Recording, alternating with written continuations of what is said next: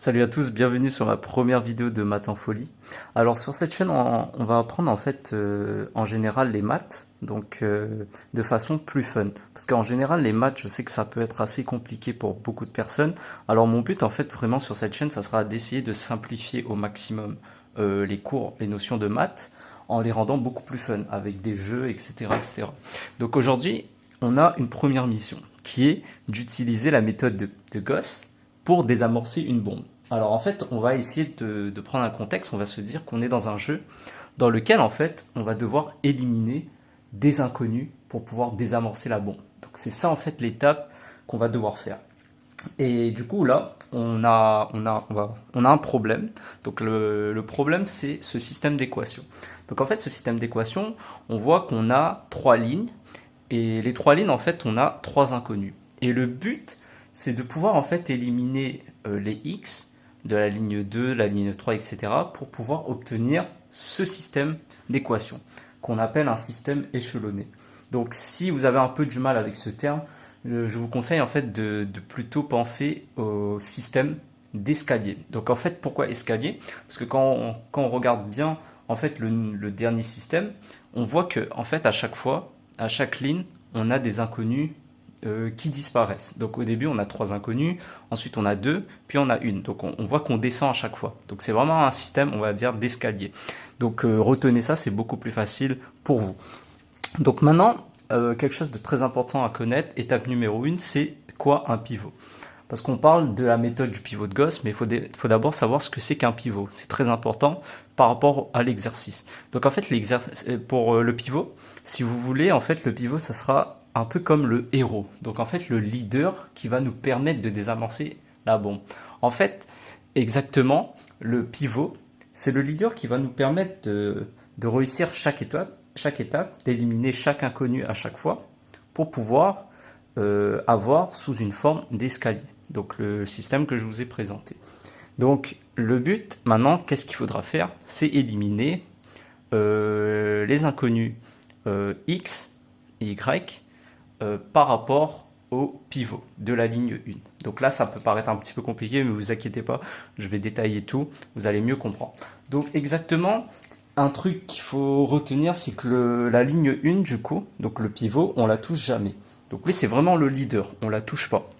Par contre, on va pouvoir l'utiliser pour supprimer par exemple le x de la deuxième ligne et aussi de la troisième ligne. Mais on va commencer d'abord par la ligne 2. Donc concrètement, ça signifie quoi? On a une ligne 2, ok? Et il va falloir supprimer le x devant. Donc la ligne 2, on a 2x. Donc pour supprimer du 2x, on a une opération qu'on pourra faire, c'est par exemple de faire L2 moins L1. Sauf que le problème, c'est que si on fait L2 moins L1, L2 on a du 2x et L1 on a du x. Donc ça va pas du tout nous donner du 0 au niveau du x, mais ça va nous donner 1x. Parce que 2x moins x nous donne 1x. Maintenant, qu'est-ce qu'on peut faire pour pouvoir supprimer les x? C'est de multiplier en fait la ligne 1 par du 2. En effet, si on dit que la L2, ça va prendre L2 moins 2 fois L1, si on multiplie toute la ligne L1 par 2, on va obtenir du 2x.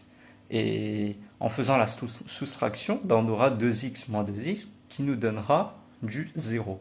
Donc là, je vais réécrire le système. Maintenant, ce qu'on va faire, c'est qu'on va écrire la ligne L2, ok, et avec la soustraction de 2 fois L1. Donc ce qui nous donne du coup 2x plus 3y plus z est égal à 8. Donc ça c'est L2 moins du coup 2 fois L1.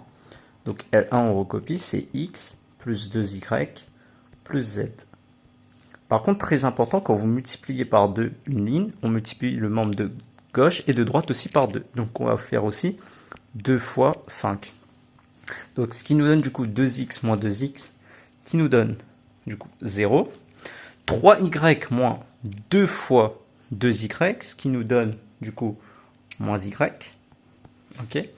Ensuite, on a z moins 2 fois z, ce qui nous donne moins z. Et du coup, 8 moins 2 fois 10, donc 8 moins 10, ce qui nous donne moins 2. Voilà. Donc là, on réécrit le nouveau système d'équation Donc voilà, on a écrit le nouveau système. Maintenant, cette fois-ci, il faudra calculer le L3 pour se retrouver aussi avec deux inconnus. Donc L3, c'est quoi? Donc on a du L3 et on a du 3x. Donc pour supprimer le 3x dans le L3, en fonction de la ligne 1, on va dire que L3, ok, ça sera moins 3 fois L1. Parce que si on multiplie L1 par 3, donc on aura aussi du 3x. Donc ce qui va du coup nous donner du 3x plus y plus 2z est égal à 9, moins du coup 3 fois du coup x plus 2y plus z est égal à 3 fois 5. Ce qui nous donne du coup, donc là on aura du coup 3x moins 3x qui nous donne 0. Ok. Donc on a du y moins 3 fois 2y, ce qui nous donne moins 5y. Ok. Puis on a du 2z moins 3 fois z, ce qui nous donne moins z. Et enfin, donc 9 moins 3 fois 5, ça fait moins 6. Donc voilà. Donc le nouveau système, ça nous donne cela. Très bien. Ce qu'il faudra faire, c'est de pouvoir passer la ligne L3 à seulement un seul inconnu. Mais du coup, cette fois-ci, au lieu de faire la ligne L3, une opération de la ligne L3 avec L1, on va la faire avec L2. Pourquoi? Parce que la ligne L3, en fait, si vous voyez bien, on a deux inconnus, Y et Z. Et la ligne L2, on a aussi deux inconnus. Alors que la ligne L1, bah, on a trois inconnus. Donc, c'est pas le meilleur, quoi. Donc, on va du coup faire une opération entre L3 et L2. Donc, on va se dire quoi? Que L3, ok, ça va prendre du coup, L3, on va dire que ça sera L3 moins, comme on a du 5Y, ok, et que L2, on n'a que du Y, donc on va dire que c'est 5 fois L2. Voilà. Donc, ce qui va nous donner, si on calcule tout ça, moins 5Y, donc on recopie, moins Z est égal à moins 6. Donc moins 5 fois L2, donc moins Y, moins Z est égal à 5 fois moins 2. Voilà. Donc moins 5y moins 5 fois moins y, donc moins et moins ça fait plus, donc ça fait ça 0. Ok. Donc ensuite on a moins z moins 5 fois moins z, ce qui nous donne plus 4z. Et enfin on a moins 6 moins du coup 5 fois moins 2, donc moins 10, donc moins 6 moins 10, ça nous donne 4. Donc ça, du coup, notre nouvelle valeur de z, donc pas de z, pardon, de la ligne 3, ça va nous donner 4z est égal à 4. Mais là, ce qu'on va faire, c'est qu'on va direct la résoudre, parce que c'est quelque chose qu'on sait résoudre. Pourquoi? Parce que 4z est égal à 4. On fait passer le z, on isole z, donc on fait passer le 4 de l'autre côté. Je rappelle, comme c'est 4 fois z, en passant de l'autre côté, c'est 4 divisé par 4. Donc, z est égal à 1. Donc maintenant, on va recopier tout ça dans le nouveau système. Du coup, là, on a le dernier système. Donc par contre, ce que je vous conseille à faire, c'est à chaque fois que vous faites des nouveaux systèmes, vous mettez une équivalence. Vous allez dire que voilà, ces systèmes, ils sont équivalents. C'est quand même très important.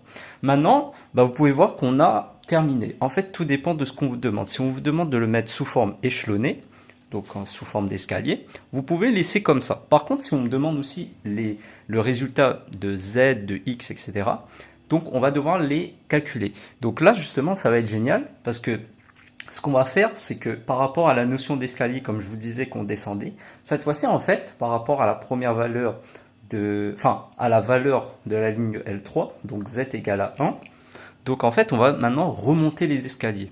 Qu'est-ce que ça signifie? Du coup, comme on connaît Z, bah en fait, grâce à Z, on va pouvoir trouver les solutions pour L2 et L1. Donc, pourquoi? Donc là, on va commencer à la ligne 2. Donc, on va se dire moins Y moins Z. Mais Z, on le connaît. Z, il vaut 1. Donc, on peut remplacer directement Z par 1. Ce qui nous donne égal moins 2. Ok? Donc là, on fait passer le 1 de l'autre côté, ce qui nous donne, du coup, moins 1. Ok, donc très bien. Donc maintenant, comme ça fait moins y est égal à moins 1, donc nous, on veut pas moins y, on veut du y. Donc on fait passer le y de l'autre côté, le moins z de l'autre côté. Donc ça donne y égal à 1. Voilà, très bien. Donc là, on a y qui vaut 1. Donc on sait qu'y vaut 1 et z vaut 1. Maintenant, ce qu'on va faire, c'est qu'on va maintenant calculer pour x. Donc comme on sait déjà que y vaut 1 et z vaut 1, bah x, ça va être quoi? Bah x plus 2 fois y, donc 2 fois y, ça donne 2, plus z, bah ça vaut 1, est égal à 5. Donc ça fait quoi? X plus 3 est égal à 5. Ok. Donc là, ce qu'on va dire, c'est que 3, on fait le passer de l'autre côté, donc ça donne 5 moins 3 qui vaut 2, et x vaut 2. Donc voilà. Donc une autre façon aussi très importante de donner les solutions, par contre, ça serait en fait de se dire que S est égal à... Par contre, très important, mettez les parenthèses, parce qu'en fait, on est vraiment dans des valeurs qui sont ordonnées.